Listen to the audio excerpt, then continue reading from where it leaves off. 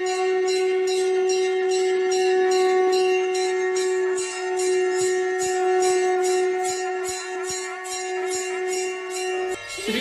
स्वामी समर्थ महाराज की जय।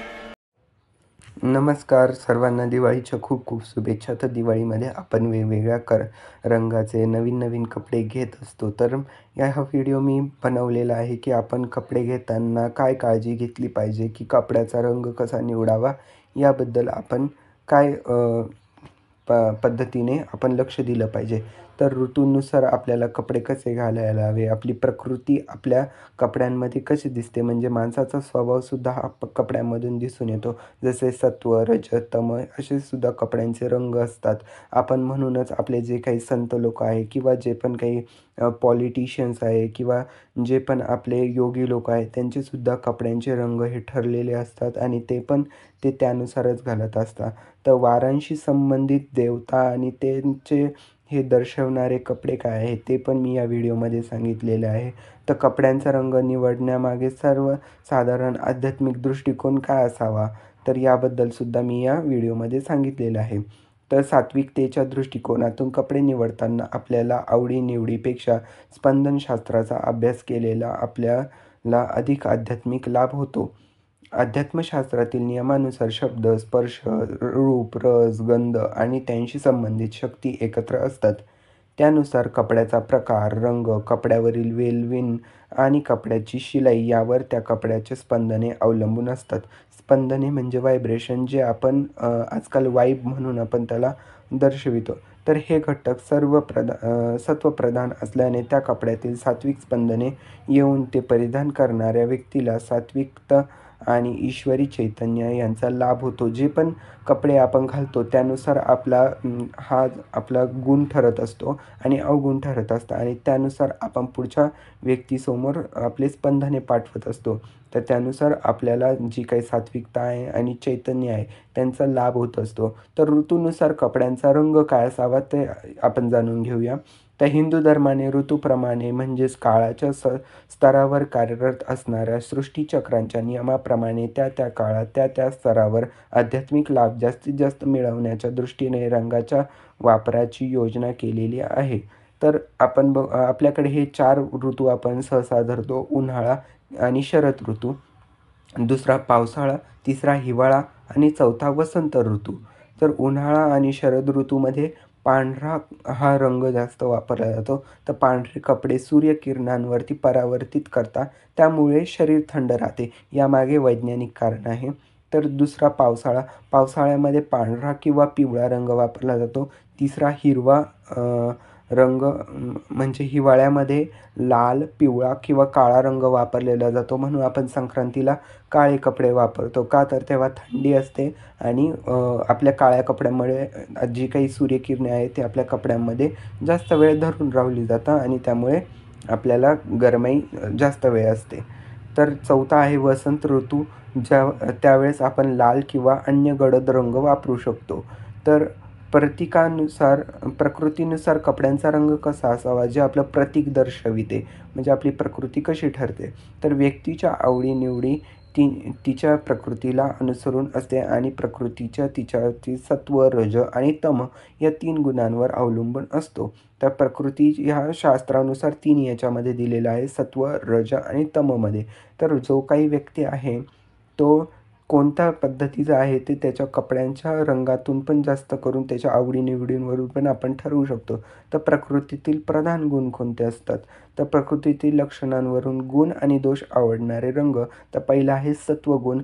आता सत्वगुणी लोक कसे असतात, मिळाऊपणा असतो त्यांच्यामध्ये, नम्रता असते, एकाग्रता असते। तर ते रंग कसे परिधान करतात, पांढरा, पिवळा आणि निळा रंग।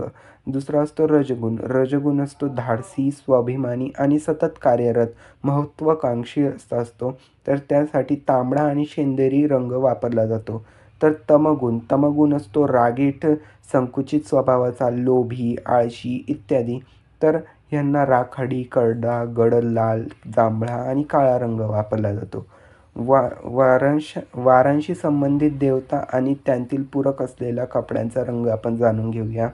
तर आठवड्यातील 7 वार हे एकेका देवतेचे उपवासाचे वार आहेत त्या प्रत्येक दिवशी वातावरणात त्या दिवसांशी संबंधित देवतेचे तत्त्व अधिक प्रमाणात कार्यरत असते. म्हणून सण, उत्सव आणि व्रते यांशी संदर्भातील असेच असते. त्या दिवशी त्यांच्याशी संबंधित देवतेचे तत्त्व अधिक प्रमाणात कार्यरत असते. त्या देवतेच्या तत्त्वाशी निगडीत असणाऱ्या रंगाचे कपडे परिधान केल्याने संबंधित देवतेचे तत्त्व अधिक प्रमाणात उत्कृष्ट होण्याची सहाय्यता होते. साहजिकच असे कपडे परिधान करणाऱ्याला देवतेच्या तत्त्वाचा अधिक प्रमाणात लाभ होऊ शकतो. म्हणजेच आठवड्यातील 7 वार प्रत्येक कोणत्या ना कोणत्या देवतेचे आहेत आणि त्या दिवशी त्या देवतेची शक्ती ही जास्त प्रमाणात आपल्याला पूर्ण सृष्टीमध्ये दिसते. आणि आपण जर का त्या दिवशी त्या देवतेचा रंग परिधान केला तर आपल्याला त्या देवतेच्या पूजनामध्ये जास्तीत जास्त सफलताही मिळू शकते. तर सोमवार हा शंकराचा वार आहे तर त्यांना रंग पांढरा आहे आणि हा दर्शवितो वैराग्य. मंगळवार हा श्री महालक्ष्मीचा किंवा लक्ष्मीचा आहे आणि श्री गणपतीचा सुद्धा आहे. तर लक्ष्मीला हा पिवळा रंग आहे आणि तो चैतन्य दर्शवितो. गणपतीला हा शेंदरी रंग आहे जो पण मंगळवारीच आहे आणि तो ज्ञान दर्शन करतो. बुधवार हा पांडुरंग भगवानाचा आहे तर तो निळा रंग दर्शवितो आणि तो भक्ती भावाकडे संलग्न आहे. गुरुवार हा श्री दत्तांचा आहे तर हा फिकट तपकिरी रंग वापरला जातो आणि तो विरक्ती दर्शवितो. शुक्रवार पार्वती किंवा श्रीलक्ष्मी यांना दर्शवितो तर त्या दिवशी पिवळसर तांबूस रंग घातला जातो आणि तो बलवर्धक तेज दर्शवतो. शनिवार हा मारुतीचा आहे आणि तो तांबूस रंग त्यांना संलग्न आहे आणि गतिमानता हा तो दर्शवितो. रविवार हा सूर्य देवतेचा आहे तर तो लाल रंग दर्शवितो आणि त्यामुळे शक्तीही आपल्याला मिळते. तर कपड्याचा रंग निवडण्यामागील सर्वसाधारण आध्यात्मिक दृष्टिकोन. तर कपडे कसे निवडावे? आपण जेव्हा दुकानात जातो तेव्हा कपड्यांचा रंग सात्विक असावा. पांढरा, पिवळा, निळा आणि त्यांच्या छटा अशा सात्विकतेच्या रंगाचे कपडे निवडावे. प्रथमतः पहिले कपड्याचा रंग भडक नसावा. भडक रंग हे तमोगुणाचे लक्षण आहे. भडक रंगाचे कपडे परिधान करणाऱ्याला कालांतराने तो तमोगुणी बनतो. 2. कपडे एकाच रंगाचे असावेत. एकसारख्या आध्यात्मिक रंगाचे वस्त्र हे जास्त प्रमाणात पारदर्शकतेचे दर्शकालन असल्याने ते आध्यात्मिकदृष्ट्या जास्त सत्वगुणी मानले जाते. 3. कपड्यांचे रंग एकमेकांना पूरक असावेत. म्हणजे कपडे जवळपास मॅचिंग असावे. 2 वेगवेगळ्या रंगाचे कपडे घालायचे असल्यास ते रंग एकमेकांना पूरक म्हणजे एकमेकाशी न्यूनतम कमीत कमी 20% असावेत. उदाहरणार्थ 2 सात्विक रंगांची जोड आध्यात्मिकदृष्ट्या जास्त योग्य असते. उदाहरणार्थ पांढरा आणि फिकट रंग, निळा रंग किंवा गडद निळा आणि फिकट निळा. 4. कपड्यांच्या 2 रंगांमध्ये जास्त विरोधाभास नसावा. एकत्रित असलेल्या 2 रंगांमध्ये जास्तीत जास्त विरोधाभास असल्याने अयोग्य स्पंदने निर्माण होतात.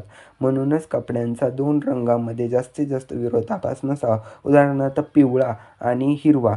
पिवळा हा दर्शवतो सात्विक आणि हिरवा राजसिक. अशी जोडी नको. हिरव्या रंगामधील पिवळ्या रंगाकडे झुकलेली छटा चालेल कारण तिच्यामध्ये पिवळा रंग अधिक प्रमाणात असल्यामुळे ती छटा सात्विक असते. छटा म्हणजे लाईटनेस किंवा आपण शेड म्हणतो त्याला. तर अशा प्रकारे आपण कपड्यांचे निवड करू शकतो. तर तुम्हाला हा व्हिडिओ नक्कीच फायदेशीर ठरला असेल तर व्हिडिओला लाईक करा, चॅनलला सबस्क्राईब करा आणि बेल आयकॉन दाबायला विसरू नका. आणि असेच नवीन नवीन धर्मशैक्षणिक व्हिडिओ आणि हिंदू धर्माशी संलग्न असणाऱ्या गोष्टींचे मी या चॅनलवरती अपलोड करत असतो. तर तुम्ही माझ्या चॅनलला नक्की सबस्क्राईब करा. तुम्हाला नक्कीच याचा फायदा होईल. तर तोपर्यंत धन्यवाद. भेटूया पुढच्या नवीन व्हिडिओमध्ये.